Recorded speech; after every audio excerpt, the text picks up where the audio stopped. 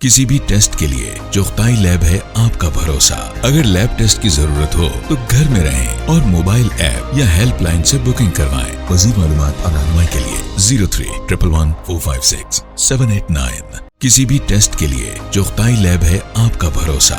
अगर lab test की जरूरत हो तो घर में रहें और मोबाइल ऐप या हेल्पलाइन से बुकिंग करवाएं। मज़ीद मालूमात और रहनुमाई के लिए 03-111-456-789। अस्सलाम वालेकुम, welcome to another live session. जैसा कि आप जानते हैं कि चुगताई लैब हर हफ्ते आप लोग के लिए एक सेशन लाता है जिसमें हम आपको किसी एक हेल्थ टॉपिक पे अवेयर करते हैं। आज का हमारा जो टॉपिक है वो है टाइफाइड इन चिल्ड्रन। ये एक ऐसी बीमारी है कि जो कि one of the most common disease है, लेकिन अगर हम बेसिक हैंड हाइजीन का ख्याल करें और उसके अलावा खाने में एहतियात करें तो हम इससे बच सकते हैं।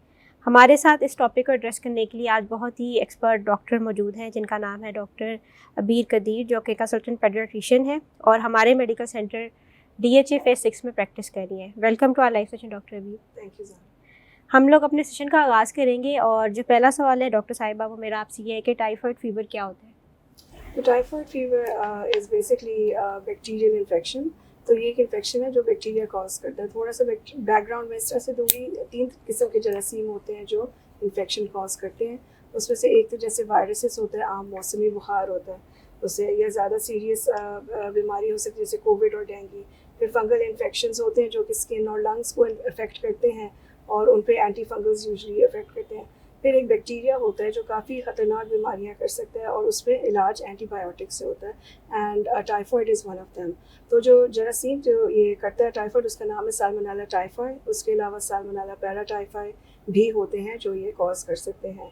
The reason we are talking about typhoid, again it is quite a well known topic. बहुत लोगों को पता है टाइफाइड के बारे में, लेकिन it's still a very serious infection and we still haven't been able to control it. ठीक है, और हम डे बाय डे हमें ज़्यादा चैलेंजेस फेस करने पड़ रहे हैं उसको ट्रीटमेंट में, जो मैं आगे आपको बताऊंगी किस वजह से हैं। तो स्टेटिस्टिकली स्पीकिंग पाकिस्तान में typhoid is one of the most common infections in children after respiratory infections, जो सांस की बीमारियां होती हैं। और हमारे जैसे हर 1 लाख पेशेंट टाइफाइड का होगा, उसमें 450 बच्चे टाइफाइड से अफेक्ट हुए होंगे between the ages of 2 to 15 years. उसके अलावा जो वर्ल्ड वाइड है 1 to 2 crore people do get infected with typhoid, and out of that 2 lakh die from it. So which is why it is very important to address this. However, the good news is कि ये infection है, and by adopting proper preventive measures जो कि आगे हम discuss करेंगे, we should be able to control and prevent typhoid. ठीक है, अगर हम इसकी ट्रांसमिशन की बात करें तो उसके बारे में हमें बताइएगा कि ये कैसे ट्रांसमिट होता है। तो टाइफाइड जो है वो एक, उसको जो ट्रांसमिशन है वो फीको ओरल है। व्हाट दैट मीन्स इज़ कि जो साल्मोनेला टाइफाई है वो बॉडी से एक्सक्रीट होता है स्टूल के थ्रू, और कुछ परसेंटेज लोगों में यूरिन के थ्रू एक्सक्रीट होता है, और ये होता रहता है during the course of infection, and after the child gets better उसके 1 हफ्ते मजीद तक वो एक्सक्रीट होता रहता है। Now there are 3 scenarios where this can be spread. एक तो ये कि अगर इन्फेक्टेड पर्सन है वो टॉयलेट यूज़ करने के बाद हैंड वॉश नहीं की properly, and then he goes on to prepare food या फीड समवन, तो ये उसके थ्रू इन्फेक्ट हो जाएगा। ये जहाँ फूड हैंडलिंग हुई है वो फूड इन्फेक्टेड हो जाएगा, और जिसने उसको कंज्यूम किया है उसको टाइफाइड हो जाएगा। दूसरा सिनारियो ये कि जहाँ टॉयलेट यूज़ किया है वहाँ प्रॉपर ह्यूमन वेस्ट डिस्पोजल नहीं है, प्रॉपर सीवरेज नहीं है, तो वो उधर भी इन्फेक्ट कर सकता है दूसरे लोगों को। And then the water supply, if the water supply is infected due to improper sewerage, then और उसको आपने बगैर बॉयल किए पिया हो, बगैर फिल्टर्ड पिया हो, तो फिर उसकी वजह से भी टाइफाइड स्प्रेड हो सकता है। ये उन एरियाज़ में ज़्यादा स्प्रेड होता है जहाँ मतलब लो इनकम सेटिंग हो, लो रिसोर्सेज हो, ओवर क्राउडिंग हो, गुर्बत हो, तो वहाँ ये चीज़ें स्प्रेड करती हैं। लेकिन आपको जैसे पता है कि हमारे कल्चर में domestic workers usually come from these areas, and then we are expose to it as well. And the other reason is most of this our housing societies are built next to slum areas. So this is an equally dangerous problem for both people. ठीक हो गया। और जब हम बात करते हैं कि जो बच्चों में टाइफाइड होता है इसके सिम्टम्स क्या क्या होते हैं? तो यूजली जो इनिशियल जैसे with all infections the child will present with fever, लेकिन इसमें जो मैं आपको थोड़ा सा ही बैकग्राउंड दे दूँ कि जो साल्मोनेला टाइफाई होता है, जब वो कंज्यूम हो जाता है सबसे पहले शुरू में पहले 10 दिन ना वो इंटेस्टाइन में इन्फेक्शन कॉज करेगा, उधर की सोजिश होगी, उधर ही वो मल्टीप्लाई होकर फिर ब्लड स्ट्रीम हिट करेगा। तो पहले 10 दिन जो सिम्टम्स आएंगे वो बुखार के आएंगे, पेट दर्द हो गया और डायरिया या कॉन्स्टिपेशन, वॉमिटिंग, इनके सिम्टम्स आएंगे। तो it is very easy to confuse this for either acute gastroenteritis या मलेरिया के लिए, डेंगू के लिए। तो शुरू में इनिशियल मैनेजमेंट में बहुत वेग सिम्टम्स हैं and we can't really say कि ये टाइफॉइड है। वो बाद में तो बच्चा यूजली 5 दिन के ऊपर का बुखार होगा, 10 डेज़ का होगा, जो पहले हल्का था और आहिस्ता आहिस्ता तेज़ हो गया। हेडेक भी हो सकती है इसकी वजह से, और रैश आ सकता है चेस्ट और एब्डोमेन पे, पेट पे ना रोज़ कलर्ड रैश आ सकता है। तो इस तरह हमें इसका पता चलता है। ठीक है। और अगर हम ये जानना चाहें कि जो बच्चों में टाइफाइड होता है उसके कौन कौन से टेस्ट अवेलेबल हैं, तो उसके बारे में आप क्या बताएंगी? तो ये कि टेस्ट यूजली आप इट्स बेस्ट कि एक डॉक्टर को देखे फिर ही आप टेस्ट करवाएं, because otherwise you will be doing many unnecessary test. और टाइफाइड शुरू में क्लिनिकल डायग्नोसिस ही होता है, जो कि एक डॉक्टर ही बेस्ट उसको ना रीड कर सकते हैं। तो आप CBC कंप्लीट ब्लड काउंट एक जो इनिशियल टेस्ट है वो करवा सकते हैं। उसमें जैसे साल्मोनेला टाइफाइड मैंने कहा था, जब ब्लड हिट करते हैं affects the bone marrow as well. और बोन मैरो जो आपकी हड्डियों में गूदा होता है, that's the part where red blood cells and white blood cells are made. जब ये वाइट ब्लड सेल्स को अटैक करता है तो उसकी प्रोडक्शन कम हो जाती है, और हमारी जो इम्यूनिटी है उसकी बेसिस ये वाइट ब्लड सेल्स हैं। तो जो कंप्लीट ब्लड काउंट है उसमें usually white blood cell count कम हो जाता है, हालांकि बाकी इन्फेक्शन में राइज करता है। So this is one indication that we dealing with typhoid. और उसके अलावा एक जो गोल्ड स्टैंडर्ड टेस्ट है जिसमें हम कंफर्म करके कह सकते हैं कि ये टाइफॉइड फीवर है, वो अब हमारे पास ब्लड कल्चर ही है।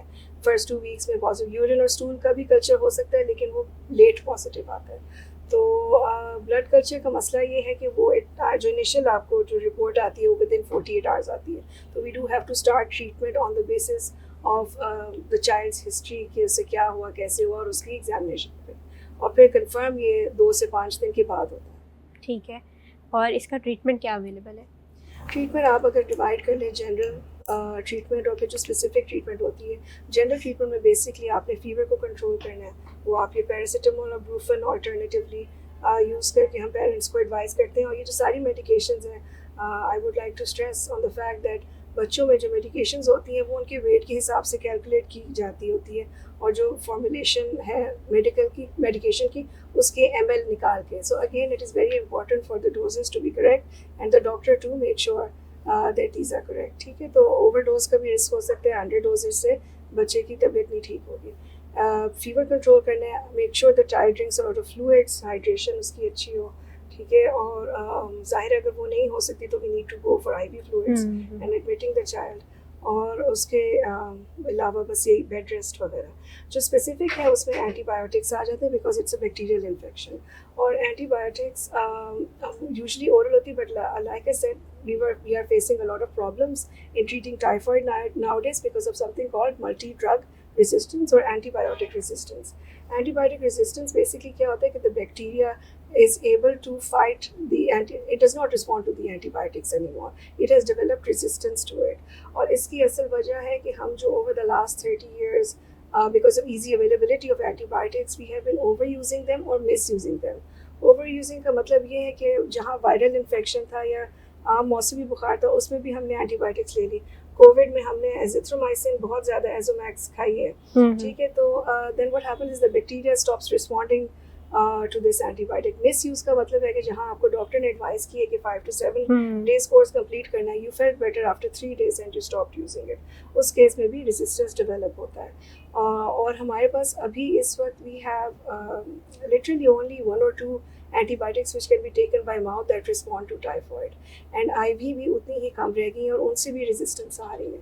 So this is a very dangerous illness and we are losing options to control it। ठीक है, हम वापस पुराने ज़माने में चले जाएंगे जहाँ infections control नहीं होते थे।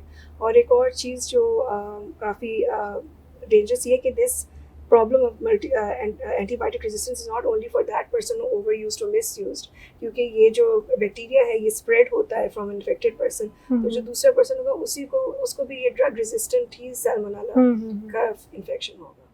ठीक हो गया।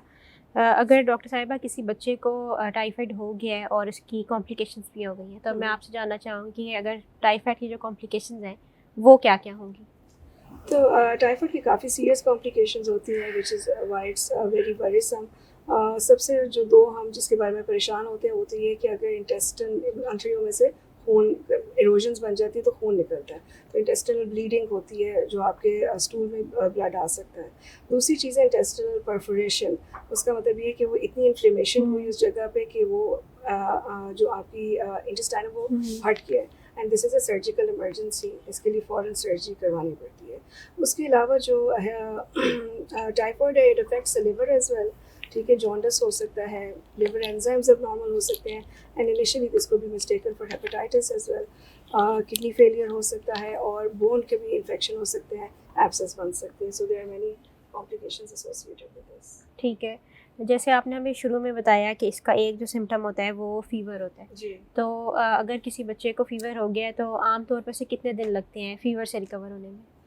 तो अब ये कि मतलब इफ़ इट्स अनट्रीटेड तो मतलब 7 to 10 डेज़ और इवन मोर। लेकिन आपने जब एंटीबायोटिक कोर्स मैंने पहले मेंशन नहीं किया था, जो एंटीबायोटिक का जो कोर्स होता डोज होती है वो एंटेरिक फीवर के लिए ज़्यादा होती है आम इन्फेक्शन की डोजेस से। तो अगर आपने उसे एंटीबायोटिक शुरू कर भी दिए and it's not the right dose तो वो नहीं इफेक्ट, बुखार चढ़ता रहेगा। और फिर ट्रीटमेंट ड्यूरेशन भी लॉन्गर होती है, जहाँ बाकी 7 डेज़ 5 डेज़ होते हैं, इसका 10 to 14 डेज़ का ट्रीटमेंट होता है।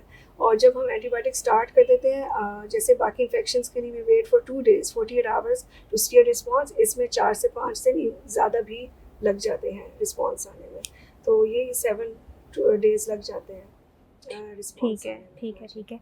अगर किसी बच्चे को टाइफाइड हो गया एक बार, तो क्या उसे टाइफाइड दोबारा भी हो सकता है? जी, इट इज़ पॉसिबल। स्पेशली आते हैं केसेस जिसमें it recurs after 2 weeks, relapse हो जाते हैं 5 to 10% केसेस में, इट इज़ पॉसिबल। और उसमें फिर आपने जो पहले ट्रीटमेंट दी थी वही फिर से स्टार्ट करनी पड़ती है। ठीक है, अब हम आगे मूव करेंगे और मैं आपसे ये पूछना चाहूँगी कि जो टाइफाइड बच्चों में होता है इसकी प्रिवेंशन क्या होती है और क्या इससे बचने के लिए कोई वैक्सीनेशंस अवेलेबल हैं? जी बिल्कुल, prevention is the best cure, as आप देख रहे हैं एंटीबायोटिक रेजिस्टेंस की वजह से। So the first of all hand hygiene, especially जो कि बहुत इंपॉर्टेंट है स्पेशली बच्चों में। तो आपने हैंड वॉशिंग इंस्टिल करनी है, and proper hand washing meaning आपने सोप, प्रॉपर एंटीबैक्टीरियल सोप के साथ 20 सेकेंड्स तक हर उंगलियों के बीच में, पाँव में, हर जगह अच्छी तरह हाथ धोने बच्चों को सिखाने हैं। खेलने के बाद बच्चे बाहर खेलते हैं, फुटबॉल, सड़क को, मिट्टी को हाथ लगाया होता है, तो they need to wash their hands properly. And if anyone is and before preparing food, adults को अपने हाथ अच्छी तरह साफ़ करने चाहिए, वॉश करने चाहिए। उसके अलावा आपको पानी अपना boiling is best, boiled water नीम गर्म करके ना पीना है, और filtered is okay as well, but we do advise boiling. फिर तीसरी जो चीज़ ये है कि प्रॉपर सूरेज सिस्टम आपके हो, मेक श्योर कि सैनिटेशन सही है, आपका सूरेज सिस्टम प्रॉपर्ली ब्लॉक्ड है कुछ, you have to get it sorted out. और लास्ट बट नॉट लीस्ट, अब गवर्नमेंट की तरफ से भी वैक्सीनेशन है, TCV, जो कि 2 साल पहले से इंट्रोड्यूस हुई हुई है। तो they run a campaign in giving free vaccination for typhoid for children between 9 months and 15 years। तो ये आपको हर 2 साल बाद रिपीट करना पड़ता है, and it is effective in preventing typhoid. 2 years 4 दफ़ा तक ना 2 years रिपीट करना होता है वैक्सीनेशन।